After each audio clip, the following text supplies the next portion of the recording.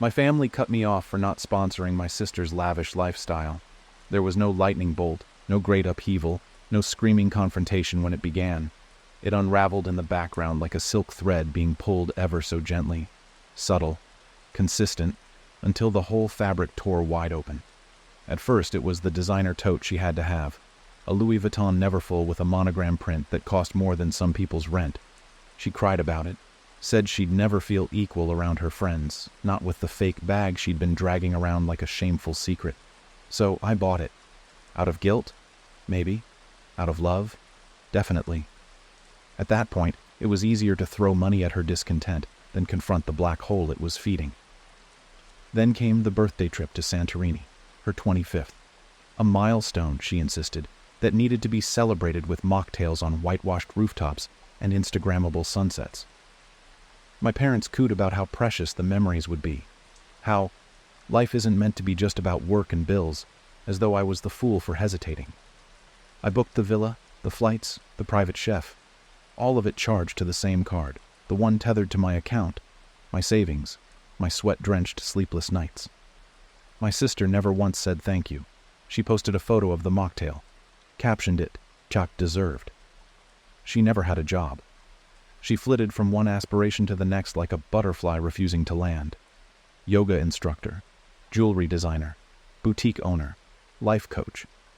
Each idea died within months, buried beneath a mountain of unpaid invoices and returned merchandise.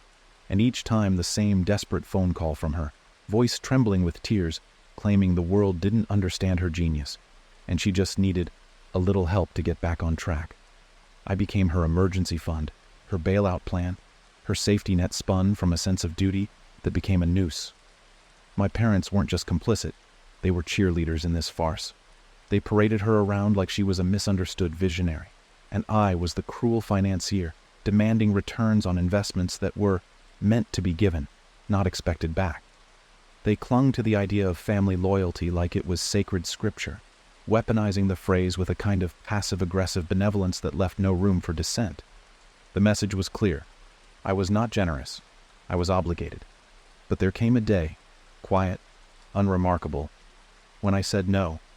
She called about another boutique, this time in Paris, claiming she had a partnership opportunity that required immediate capital. I asked for the numbers. I asked for a business plan. She laughed, said I was being clinical and cold, that vision doesn't fit in spreadsheets. I said no, no money, no wires, no more bailouts, and the world shattered, not with a bang, but with a silence that was louder than any scream. Within days, I was excommunicated. My phone, once a symphony of group chat dings and weekend invitations, fell silent. I was removed from family chats without warning, my number ghosted from group photos and dinner plans. When I called my mother, she answered with a tone so laced in ice it could have frostbitten bone. "You used to have compassion," she said. "Money's changed you." My father, ever the diplomat, merely sighed and said he was disappointed, as though I'd failed a test only I hadn't known I was taking. The relatives got wind of it quickly, of course. Family gossip travels faster than light. At every cousin's wedding and christening, I was the selfish one, the rich one who forgot where she came from. They spoke about me like I'd moved to another planet. No one asked what really happened. They already had the version of events that painted my sister as the dreamer and me as the bitter Scrooge who refused to lift a finger. But I didn't fight it. I didn't argue. I let them rewrite me into a villain because the truth wouldn't have changed their minds. Instead, I built. In the vacuum they left, I poured my energy into creation. I expanded my software consultancy into a tech conglomerate, launched a data security startup, acquired a crumbling firm on the brink of collapse, and turned it into $1 million acquisition in under a year. Success, they say, is the best revenge.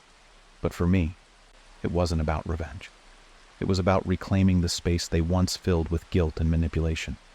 I drive past her now sometimes, not on purpose, but because her name is still etched into my memory, like an old scar. The mansion she tried to lease sits dark and empty, credit denied, deposits forfeited. Her online boutiques are shuttered. Her Instagram stories have shifted from lavish travel to vague, cryptic quotes about betrayal and resilience. The irony is almost poetic. Every now and then, an email slips through the filters. My mother's name, my father's, even hers. Subject lines like, "Hope you're well. Your sister needs you. We miss our daughter." They never mention the screaming silence, the way they amputated me from the family like a diseased limb. They never say sorry, just guilt wrapped in nostalgia. And I, for once, don't respond. I sit in a home where the walls don't echo with demands. I sleep without a vibrating phone demanding last-minute wire transfers. I dine with people who know me for my mind, not my wallet. I pay for silence now, with peace. And the return on that investment is something none of them ever taught me to measure. They say time heals, but time, I've found, doesn't always heal. It reveals. In the space where their absence once felt like an ache, I've uncovered something deeper than grief. Clarity, the sort of unfiltered understanding that only surfaces when the noise dies down, when the performances cease, and when the illusion of family fades like old wallpaper peeling in silence. The years since I drew the line haven't dulled the sting of betrayal, but they've sharpened my memory. I remember the precise inflection in my mother's voice when she called me cold, the calculated softness in my father's sigh as he told me I was letting the family fall apart. And my sister, always theatrics, always fire and glass, sending me voice notes drenched in mock heartbreak, saying I'd ruined her life for no reason. But I've also remembered things I hadn't allowed myself to before. Little moments. The times she borrowed my clothes without asking, then returned them stained or torn, never apologizing, only shrugging like it was expected. The night I had to cancel a business trip because she'd totaled her car and had no one else to pick her up from a party 2 states away. The time she screamed at me in front of our parents because I didn't buy her the sapphire necklace she wanted for her graduation, a graduation she didn't attend because she dropped out halfway through the semester without telling anyone. And every time my parents circled around her like planets to a burning star, always with excuses, always with blame. Blame for the professors who didn't understand her process, blame for the banks that didn't value creativity, and of course, blame for me, the one with the nerve to question where the money went, what the plan was, how many more lifeboats they expected me to build for someone who refused to swim. Now the silence isn't silence anymore. It's insulation. It's the luxury of waking up without dread pooling in my stomach, wondering what disaster I'd have to fund that day. It's weekends spent in quiet cafes, scribbling expansion plans into leather-bound notebooks, not pacing the living room because another overdraft alert just hit my inbox. My life, once punctuated by her chaos, has found a rhythm unshaken by tantrums or tears. But they still try. Oh, they try. The emails have grown more frequent, more artfully phrased. My mother writes like a diplomat now, dripping in nostalgia. Remember Christmas in Vermont? Your sister loved that little cabin. My father goes for the philosophical, time is short. Let's not waste it on stubbornness. And my sister, she rotates her masks. One day she's the wounded child. The next, she's the empowered woman who doesn't need my help, but wants to reconnect because we're blood. The desperation is more transparent now. I recognize it for what it is. They are not reaching out to heal or to rebuild. They're reaching out because the safety net is gone and the floor beneath them is made of splinters. Her credit score has flatlined. The investors from her last business venture are threatening legal action over falsified figures. The influencers she paid to promote her brand have begun posting exposés. Her name isn't trending with admiration anymore. It's trending with ridicule.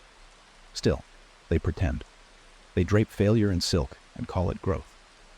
My mother sent me a photo of my sister holding a vision board with words like resilience and divine purpose written in gold Sharpie. No mention of the debt collectors or the eviction notice taped to her boutique's front door last winter. They ask for forgiveness without confession. They want restoration without accountability. I watched from a distance as she tried to reinvent herself yet again, this time as a wellness coach. She posted videos in candlelit rooms, speaking in a voice 2 octaves lower than normal, preaching about abundance and alignment. She wore flowing white robes and spoke of cutting toxic energies. The irony almost choked me. She gained a small following until people started recognizing her from her failed fashion line. The comments turned. The facade cracked. And once again, the same pattern. Silence, panic, and a message to me, laced in fragile humility. Maybe we could talk. I didn't answer, not because I don't feel anything, but because I feel everything. I feel the weight of all the times I chose them over myself, the guilt I wore like a second skin, the constant bargaining I made between love and survival. I feel the ghost of a younger version of me, sitting in my apartment with frozen food and overdue rent, because I sent my last $1,000 to fund a spa retreat she needed to recharge. They never asked how I was, not once. Not when I had surgery and recovered alone. Not when my first company nearly went under and I worked 60-hour weeks to keep my employees paid. Not when I moved cities and started over, breaking every piece of myself to build what I have now. To them, my value was transactional. Emotional support? Family bonding? Those were footnotes. My worth was measured in zeros. When the well ran dry, so did their concern. And yet, I wonder if they believe their own narrative. That I'm the one who changed, that wealth turned me cruel. They never saw that I didn't change. I simply ran out of permission to be their savior. I still see the same sunrises. I still cry at documentaries. I still hold the door for strangers and tip baristas too much. But I've changed where it counts. I've built walls, not out of spite, but out of necessity. They used to say I was the rock of the family. Solid, dependable, always there. What they meant was, I was the surface they could stand on while they refused to swim. And when I stopped being that, they chose to drown rather than try. Now, I keep my calendar full and my inbox filtered. I walk through my office tower and watch the city unfurl beneath me like a kingdom I claimed brick by brick. The people I've hired, their trust, their ambition, they remind me of everything I was never allowed to be under their roof. Capable, independent, unapologetically successful. The story isn't over. I know they'll come again. Perhaps with new words, new angles. Perhaps when one of them is in crisis and needs a savior disguised as a sister. But this time they will find a different version of me. Not the girl they molded into an ATM machine with emotional strings. Not the fixer, not the funder, just the woman who finally chose herself. It was a Tuesday when she appeared, unannounced, uninvited, and so out of place in the sharp-lined quiet of my office lobby that the receptionist thought she was a lost influencer looking for the wrong floor. She stood out like a smudge on glass, flowy silk blouse that whispered wealth she no longer had, lips painted the shade of overconfidence, and eyes that flickered with something I hadn't seen in a long time. Not guilt, not humility, desperation, diluted with just enough performance to mask it. She used my name like it was hers to hold. Tell her it's Clarissa, her sister. And just like that, the silence shattered. I didn't make her wait, not because I owed her anything, but because I wanted to see, really see, what she looked like without the safety net. No parents to shield her with platitudes, no group chats to gang up on me, no bailout wired in the dead of night. Just the two of us, face to face, no scripts, no middlemen. She walked into my office like she owned it. Habit, not entitlement anymore. But I could see the fray at the edges. The designer bag was a knockoff, the heels scuffed. Her hair, still curled with effort, didn't bounce with the same confidence. She looked like a castle held together with glue and hope. "I had to see you," she said, the words fluttering from her lips like butterflies flying too close to a flame. "I know things were tense, but it's been long enough, don't you think?" I didn't offer her a seat. She looked around the room, absorbing every inch of the success she'd once siphoned from. The walls of matte black and brushed brass, the curated art that reflected not wealth, but intent. Every inch of the space was mine, earned, not inherited. "You've done well for yourself," she said, and for the first time the admiration in her voice wasn't followed by a request. But I waited. I'd learned that with her, kindness always came as a prelude to the ask. "You probably heard about the boutique," she continued, and there it was, that pivot, that tiny twist of the knife she didn't even realize she still wielded. Things didn't go as planned. People were jealous. One bad review and investors panicked. You know how it is. She looked at me with eyes practiced in tears, though dry this time. "I know I messed up before. We all did. But I was younger. You were the strong one. You always could handle more." There it was, The old melody. She still sang it with such fluency, her weakness a virtue, my strength a burden to be mined. "I didn't come here for money," she added quickly, the way people say they aren't angry before they throw a punch. "I came because I want my sister back. I miss you. We miss you." The words landed on the floor between us like a cracked tea glass, pretty in its shape, sharp in its reality. I studied her, the way one studies an animal they once loved but know cannot be trusted.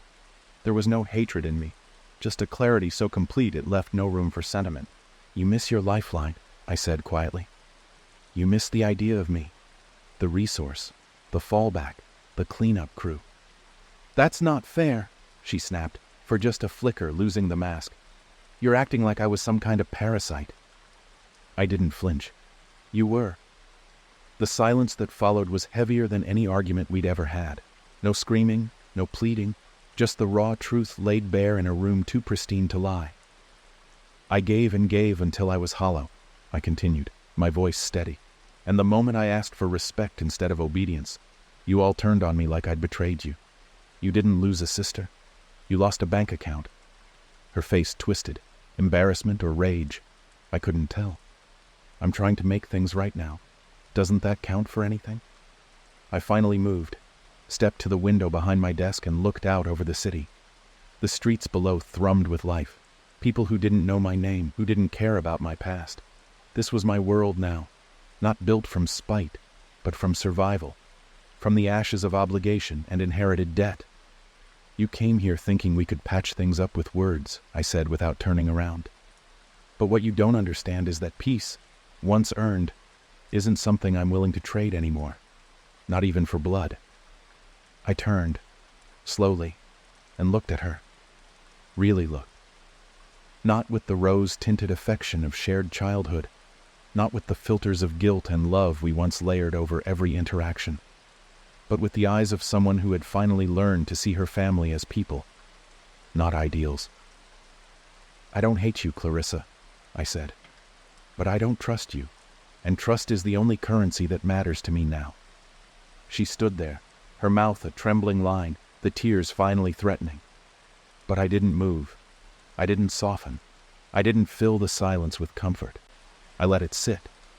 Let her feel the echo of a door closing, not slammed, but sealed. "I wish you well," I said simply, "but from afar." She didn't argue. Maybe because she knew she'd lost the war before she stepped into the building. Maybe because some part of her, buried beneath years of denial and delusion, understood this was the end, not a pause, not a break. The end. She left without another word, no hug, no dramatic exit. Just the soft click of the door behind her, quieter than I expected, but louder in its finality than any goodbye we'd ever said. I stood alone in my office, surrounded by the life I'd forged from wreckage. I felt no triumph, just a peace so profound it settled into my bones. No more calls, no more pleas, no more being rewritten as the villain in someone else's tragedy. The chapter closed not with a crescendo, but with a quiet decision, an internal vow that I would never again trade pieces of myself for the illusion of family. They cut me off to punish me. I cut them out to heal. And now I live peacefully.